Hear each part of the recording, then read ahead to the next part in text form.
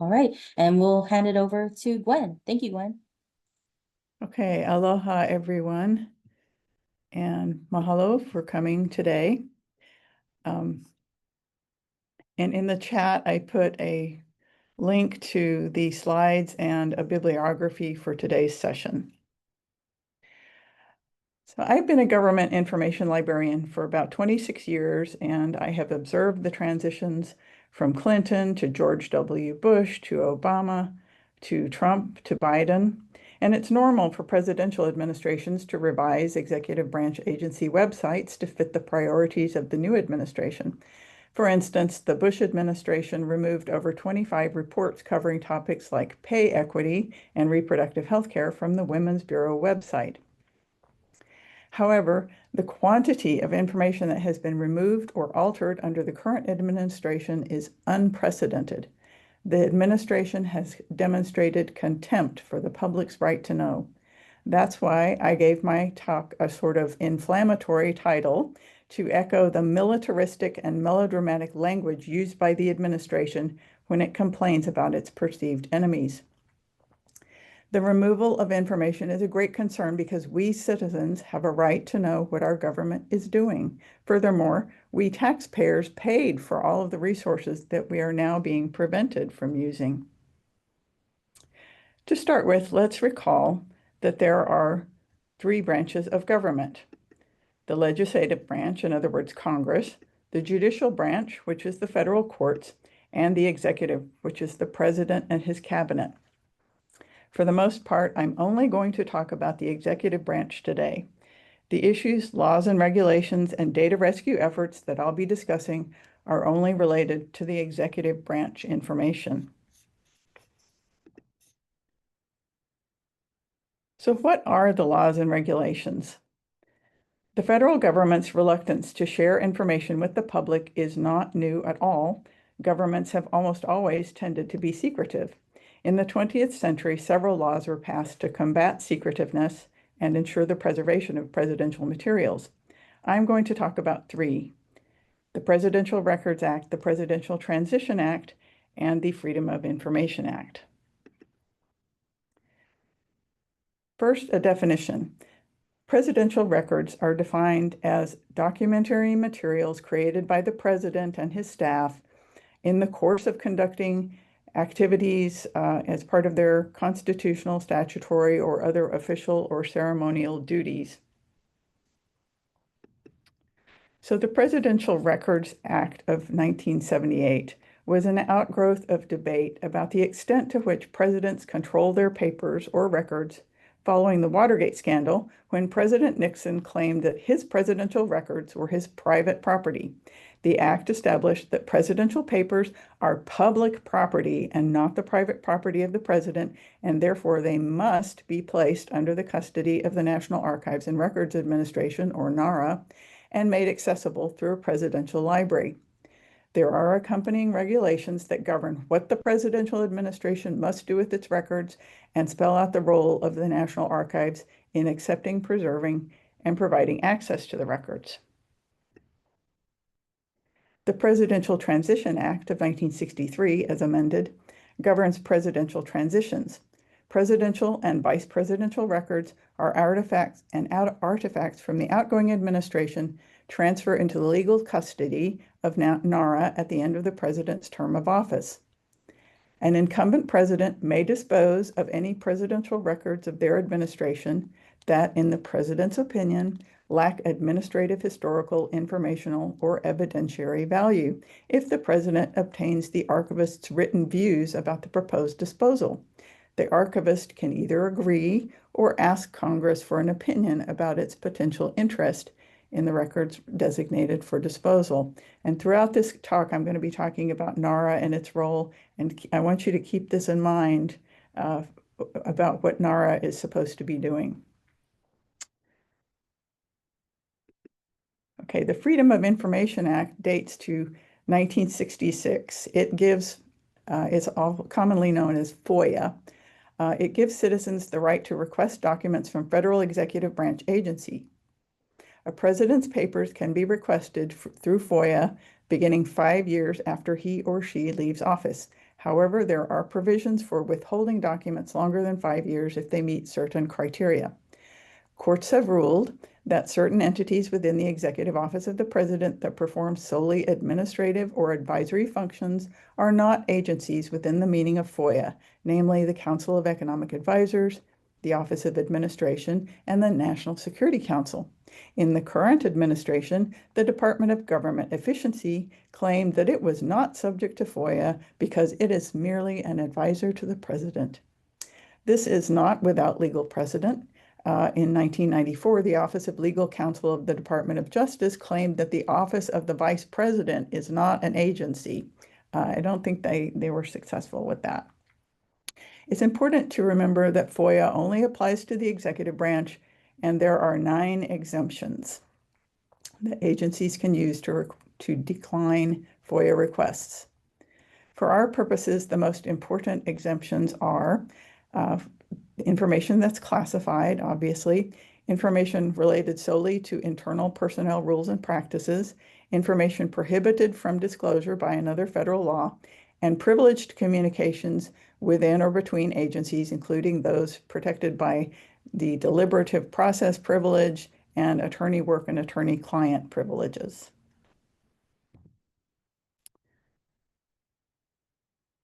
According to the Partnership for Public Service, as of October 23, 2025, over 211,000 civil servants have left the workforce, leaving us to ask, who is minding the store? Who is around to ensure compliance with the law? We don't know how many FOIA personnel are among those who have left the federal workforce, but the Centers for Disease Control closed its FOIA office on April 1st, and as of April 2025, 27% of the FOIA positions in the Department of Homeland Security were vacant. On top of that, FOIA email addresses have been closed or no one responds to communications sent to those addresses. Another area of concern is auto-delete messaging platforms. American Oversight and others have reported that members of the Trump administration have used Signal and other ephemeral messaging platforms. The use of these unofficial auto-deleting apps raises serious questions about what other discussions of significant government business are being conducted on ephemeral messaging platforms and what information is not being preserved. According to NARA, the president's official social media content is transferred to NARA. If White House officials use their personal accounts to conduct government business, any presidential record content must be preserved and transferred to NARA at the end of the administration. If the content is on an auto-delete platform, however, it cannot be transferred. Now I'm going to talk about some of the federal statistics and research that have disappeared or been altered. Thousands of data sets have been removed from government websites because they contain DEI or climate-related information. Since January 2025, staff in the Federal Statistical Agency have been cut, and contracts for statistical services have been canceled. Federal judges have since ordered the government to restore many of the deleted data sets, and the Trump administration has complied, albeit reluctantly.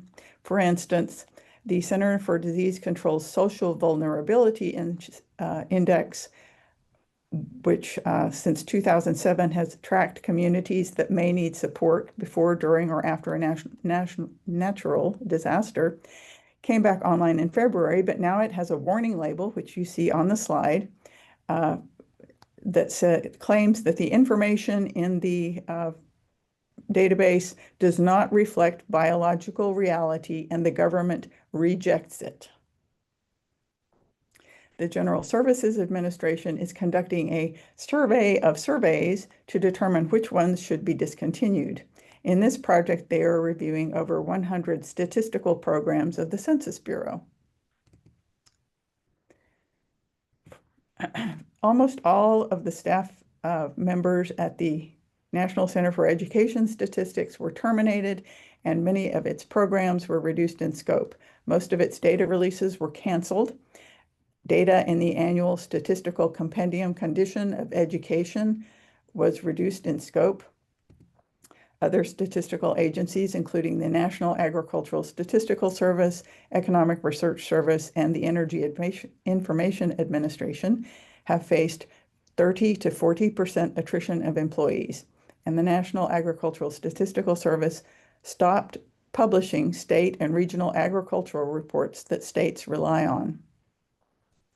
According to the Federation of American Scientists, all federal data sets are currently at risk of death by 1,000 cuts, weakened by loss of staff and expertise, contracts, and scientific and advisory committees. Just because a given data set hasn't been explicitly killed off doesn't mean that an agency still has the capacity to collect, protect, process, and publish that data. Also, data sets and variables that don't align with the administration priorities or that might reflect poorly on the administration seem to be especially vulnerable.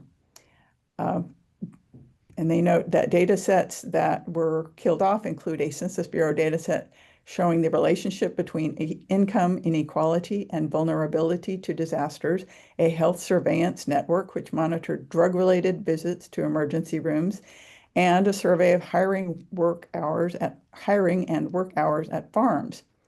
The race and ethnicity column was eliminated from a data set on the federal workforce.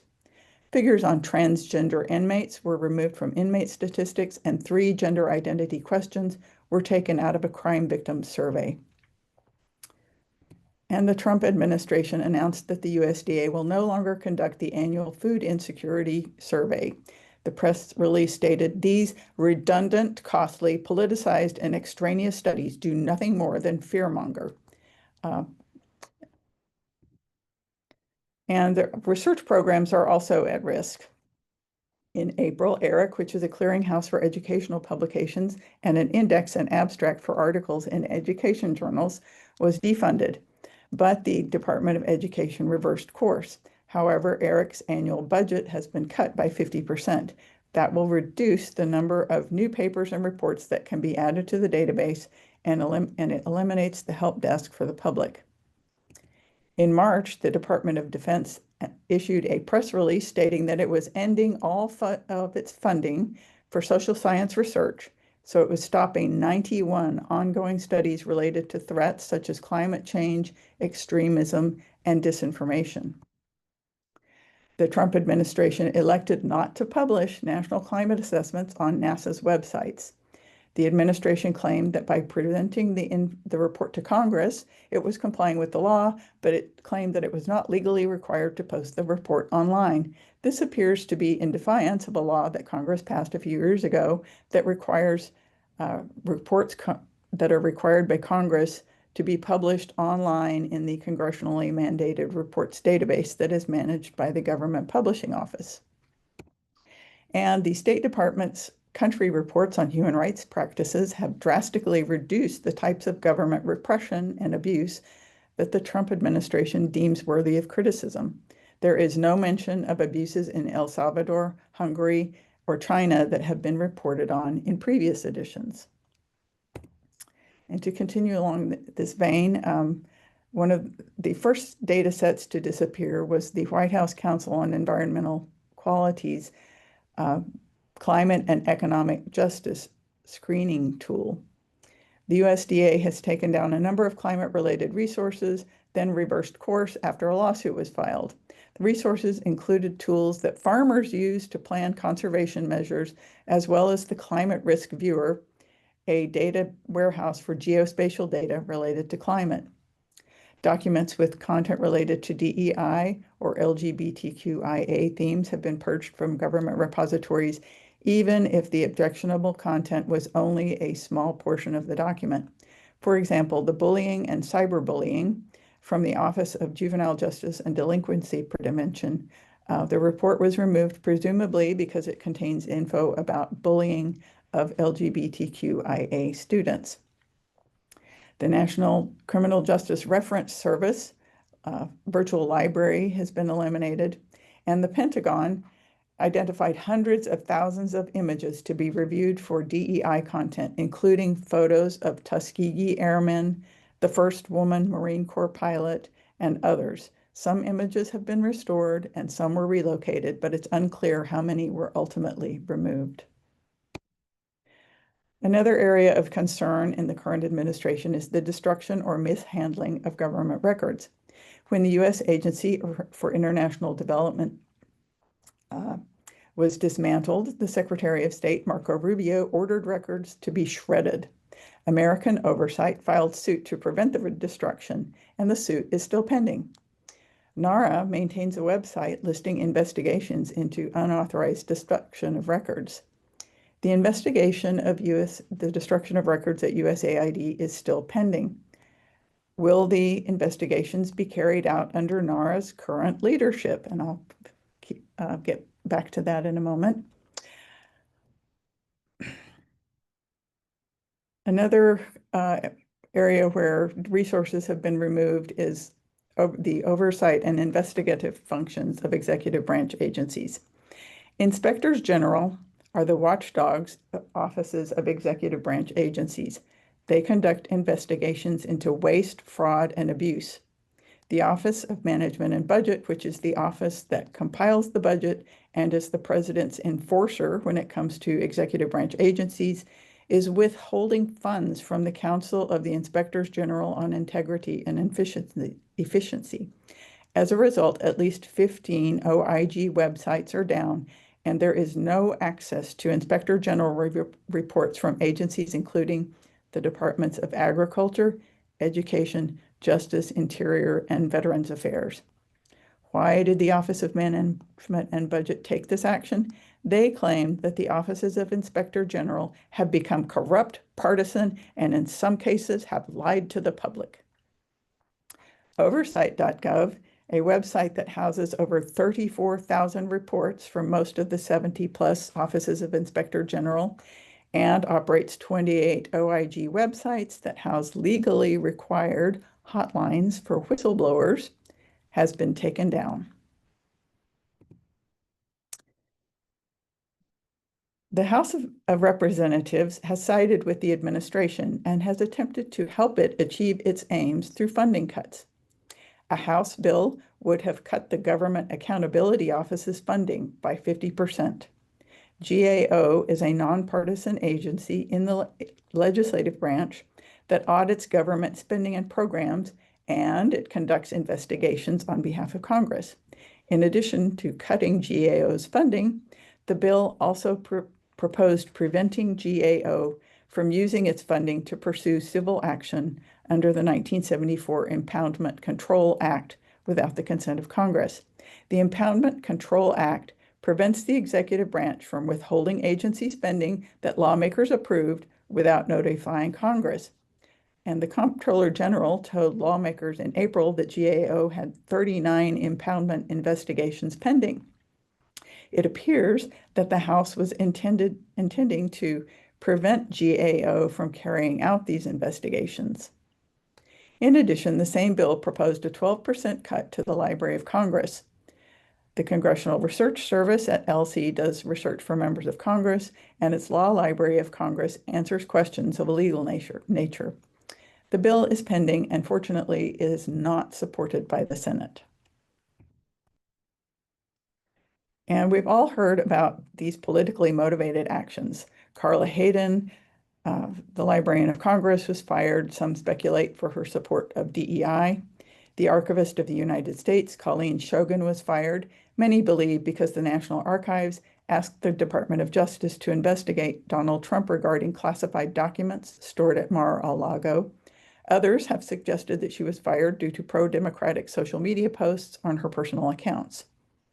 The Commissioner of the Bureau of Labor Statistics, Dr. Erica McIntarfer, was fired because BLS released a report that downgraded the employment forecast. It is especially concerning that pressure is placed on directors to massage statistics to be more positive. Trump administration officials delayed and reduced a government forecast outlook for U.S. agricultural trade because it predicted an increase in the nation's trade deficit in farm goods. What does this have to do with access to information? Hayden and Shogan were replaced by unqualified interim directors loyal to Trump. And as a matter of fact, the current acting archivist of the United States is Marco Rubio, who is the Secretary of State. NARA and LC may not be able to carry out programs such as digitization that provides remote access to their collections. In addition, NARA may not be able to carry out its oversight duties if it is headed by a Trump loyalist. Another aspect of the administration's war on the public's right to know is its war on the press. Donald Trump has a long history of suing media outlets for defamation and has gotten several to settle with him. During the Trump second term, he has used the Federal Communications Commission to threaten to investigate news outlets in order to intimidate those that report unfavorable news. In October, Defense Secretary Pete Hegseth imposed restrictions on journalists, prohibiting them from gathering news from Department of Defense sources unless he personally approves. Most media outlets refused to abide by the restrictions, turned in their credentials, and abandoned the press office at the Pentagon. The mainstream press corps has been replaced by a new group of media outlets, mostly representing the far right. And members of the administration have also repeatedly refused to respond to media inquiries, and they even give snarky, unprofessional responses like "your mother" when asked who made certain decisions. So I've shared a lot of concerning information with you. You may be wondering, what is the connection with our conference theme of Laulima? In the next section, I will tell you how librarians, archivists, and others are collaborating to save government information and to document the removal of information. Long before the current administration, programs were established to capture executive branch websites during presidential transitions. Since 2008, librarians, government agencies, universities, and others have participated in an end-of-term web crawl to capture websites of the outgoing administration. However, these crawls have not captured all of the website's media, data, and other content simply because there is so much and it's not always arranged in an easy-to-crawl format. The captured websites are archived by NARA, and archive websites are also available on the Internet Archive's Wayback Machine, which regularly crawls government websites. In addition to these ongoing programs, a number of organizations initiated efforts to archive government datasets and other content earlier in 2025.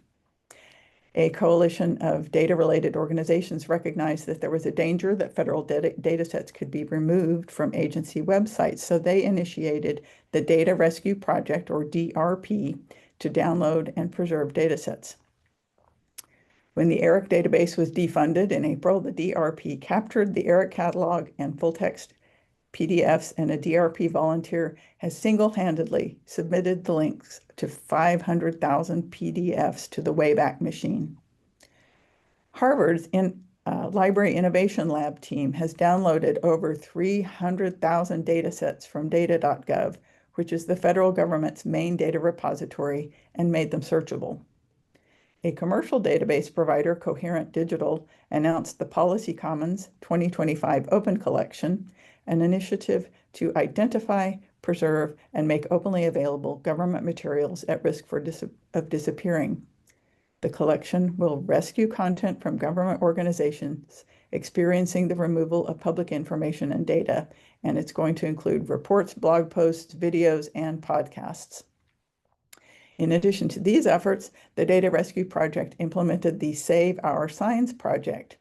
In March, Trump issued an executive order titled "Restoring Truth and Sanity to American History" that mandated that signage used by the National Park Service that inappropriately disparage Americans past or living be removed.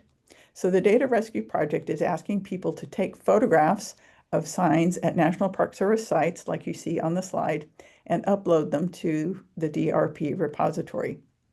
And just one more example, the German National Library of Medicine has announced its intention to create an open, reliable, and sustainable alternative to the PubMed database due to lack of confidence in the continuing support for PubMed and maintenance of its contents. And as you may have heard, many of the people who work at the National Library of Medicine have been laid off or have retired. So there are a couple of organizations, like DRP is maintaining a data rescue tracker that lists the data sets they have captured or are in the process of ingesting. And the Tracking Gov info site is a crowdsourced database of actions by the current administration that impact government information. They track things like removed or modified documents and websites, language censorship, suspension or elimination of agencies, program funding or services, and the collection of government data. So they're tracking everything from websites that have been taken down to statistical programs that have ended. So I've told you what other people are doing, but here are some things that we as individuals can do. First, we can support the efforts of organizations that are tracking and preserving government information by volunteering our time or promoting their work. If you see something, save something.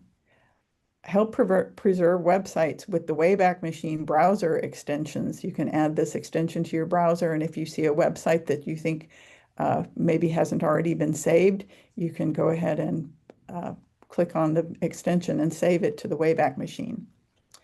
Contact your elected representatives and tell them why public information and data needs to stay public. And as librarians, of course, we need to also let them know that the statistical programs that we rely on and that our patrons rely on need to be continued. They shouldn't be brought to a screeching halt.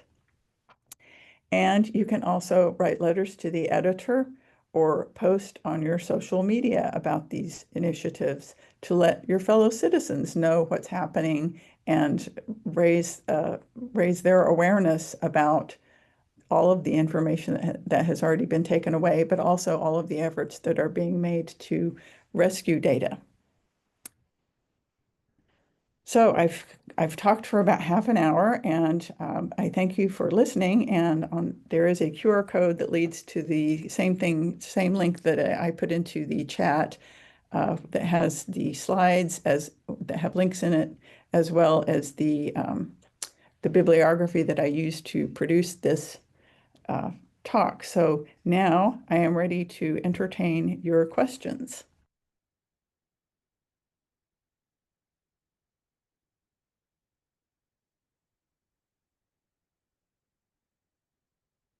So does anybody have any questions, comments, thoughts? I'm just going to put that link also in the chat that goes to the slides and the bibliography. Gwen, that was a great talk. And I think there's, in addition to the list that you gave, I think that all the things that librarians are doing, like challenging our control vocabularies, teaching information literacy, and just making, when we do reference looking at critical librarianship is one way to try to balance and make sure that people are getting diverse types of information. And anyway, great talk, and thanks for making so many connections. Yeah, thanks, Andrew. And I see that there are a lot of comments in the chat. Oh yes, Andrew pointed out that Carla Hayden was also fired because the Library of Congress is in charge of the Copyright Office, and they wanted to remove the head of the Copyright Office. So yeah, there are so many different examples. I'm sure, I only really scraped the tip of the iceberg when it comes to talking about all the different people who have been fired and programs and websites that have been removed. Yeah, and Andrew points out that the funding for IMLS is all kind of part of this equation, but that's why it's so important for everybody to contact their members of Congress and tell them why it's so important. And it's I think our representatives here in Hawaii are pretty much on board with keeping government information available and not ending all of these programs. But if you happen to be registered to vote in another state, please send your thoughts to your representatives in those other states too. And vote, yes, be citizens who speak for the right to know. Yes, thank you, Andrew. Hi, Gwen. I wanted to also add like the importance of just learning how to participate in government through legislative advocacy, coming from that experience and how it's so complex. Even just like studying for our state legislature and how people submit testimonies. But I recently did a class to like teach how to research bills on our legislative website at capital.hawaii.gov. And there's like so many entry points to understanding past bills as well as current bills. And I was just wondering what you thought about the state of people's literacy with engagement with our state legislature as well as congressional. Well, that's a great question, Ellen. And I just coincidentally, I went to a session that Civil Beat held a few weeks ago where they have developed a new AI-based tool that sort of mines the data from the state legislature website to make it easier for people to find information from the, all the current legislation that is being pending. And I'm hoping that we can actually have, they're supposed to have some training sessions on it at some point, but if, I will certainly publicize those once they've announced them, but it might be possible for us to have them do a next steps program to talk about that tool, because I think that tools like that really may help with civic engagement, because it helps to sort of demystify some of the aspects of our state legislature website. And yes, Jessica, thank you so much for mentioning the LRB. And, Jessica did this great session for Next Steps a few years ago about the LRB and its resources. And they also talked about the public access room that teaches people how to engage with the state legislature. And Nicole posted a link to the Wayback Machine as a way of comparing websites. Yeah, thanks, Jessica. Yes, the talk is on the HLA YouTube if you want to watch that, because it was a really good talk. It was the LRB does all kinds of things to help us work with the government. Other questions or comments? Maybe just to go and say that I think, Gwen, I was really happy you talked about the administration's attack on kind of some of the quote mainstream media. I think that's a real reminder for why we need to talk about alternative press and some of the different getting more variety in terms of publications and databases. And so I think for us as librarians, there's a lot for us to keep in mind, all of these issues on and how we deal with this administration. I don't think we've seen this much of a threat in terms of information or the citizens' rights to know. And we've seen that almost leading to war in South America. And a lot of that is really tied to the idea of like, what should Congress know? What should the people know in terms of like, what is the ground for this war? And of course, what they're doing in the immigration enforcement. I mean, there's just so many things that the people's right to know, and how they're trying to scare the press not to cover all of these things and to give as much viewpoint diversity. Even though this administration, when Trump was campaigning, he was talking about freedom of speech, supposedly, but we can see that that's really been very selective on who has that freedom of speech. Right. That's a great point, Andrew, that the attacks on the press are very alarming. I mean, the press has already been on the decline for many years, and there are fewer and fewer press outlets, less and less independence in the media. So it's very concerning that members of the media are being shut out of places like the Pentagon. A question, Gwen. Excuse me, this is Dawn. Okay, getting my camera on. So in this time of like federal funding cuts and all of these executive orders, purging of federal government executive agencies, and deleting of data sets, we see in some cases other sectors coming in to kind of fill gaps, like Mellon and other private philanthropy coming in to fill gaps in funding temporarily in the absence of like Bureau of Labor Statistics job report. We have news outlets looking at like ADP data. And so what do you see as the like advantages and disadvantages of other sectors providing data that the government once provided? It's like we have data, some data, but it's different. What are, yeah, the kind of like pluses and minuses of that? Right. Well, I think one of my questions would be how sustainable is it to have, foundations come in and provide stopgap funding? But, if we as voters and taxpayers want the government to perform a particular function like collecting a census data or something like that, we have to let our representatives know that we do want our tax dollars to be spent on that. Because I think the current administration really just says, fine, if a private organization wants to collect that data, they can go and do it, but we don't think the government should be spending money on it. Or more, I really think they're more thinking about, we don't want to make, we don't want data-informed decision making. We don't want to collect data to help us make decisions. We want to make decisions without data.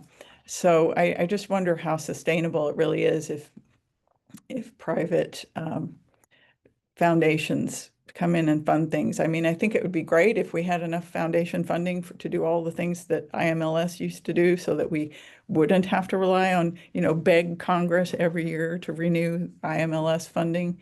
But it would be even better if we could just get Congress to agree that libraries are important and they need to automatically include that as part of the budget, the same way they do with other government functions. Oh, and Andrew says foundations are under attack too, because they're trying to protect elections and stand for DEI.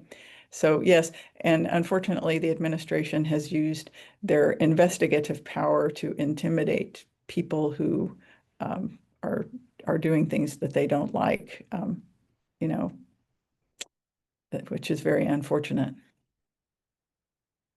Other questions or comments?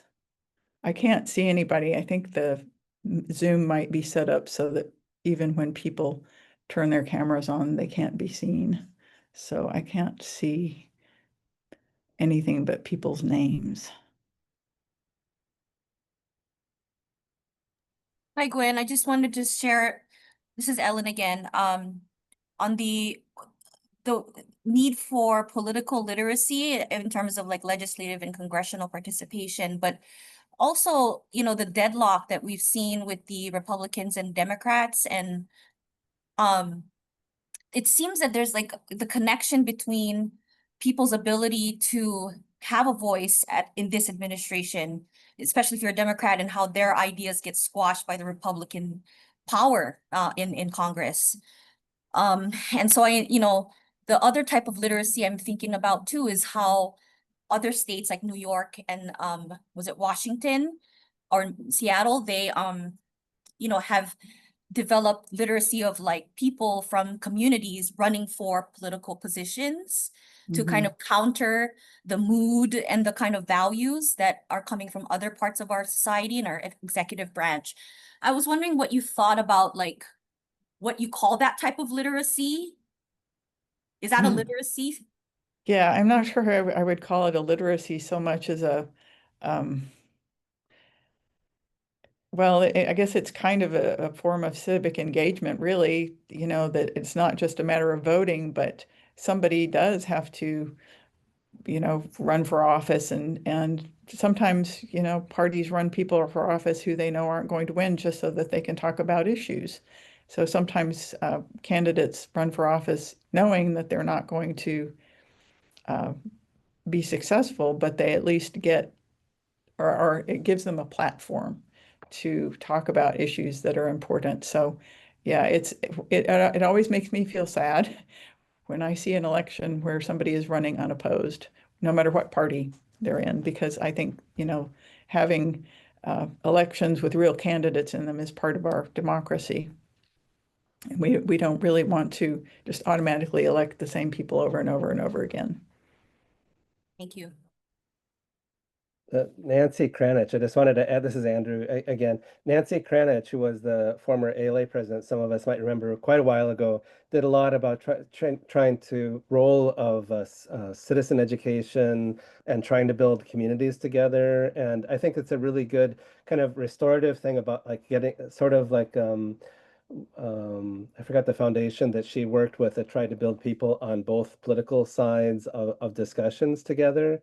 You know, I think as we try to imagine what life will be like in 2 years, how can we bring our crazy uncle and, you know, and all of it, you know, sort of having, you know, disagreements, you know, within politics and how we can move forward on addressing local and national and international issues. But Kranich had a lot of really good things that librarians might want to reread about how we can have like forums in our libraries, how we can, you know, really try to encourage all voices to be heard. So it's not just, I'm not advocating only for democratic voices, but, you know, everyone, so that we can all be heard and have a chance to also reflect and think and then act on that. And again, Gwen, this is a great presentation. Thank you so much. Well, thank you. Thank you, Andrew. And it looks like we just have a couple more minutes. So does anybody have any final thoughts or final questions? Okay, well, mahalo everybody for attending today, and I look forward to seeing you at the rest of the conference.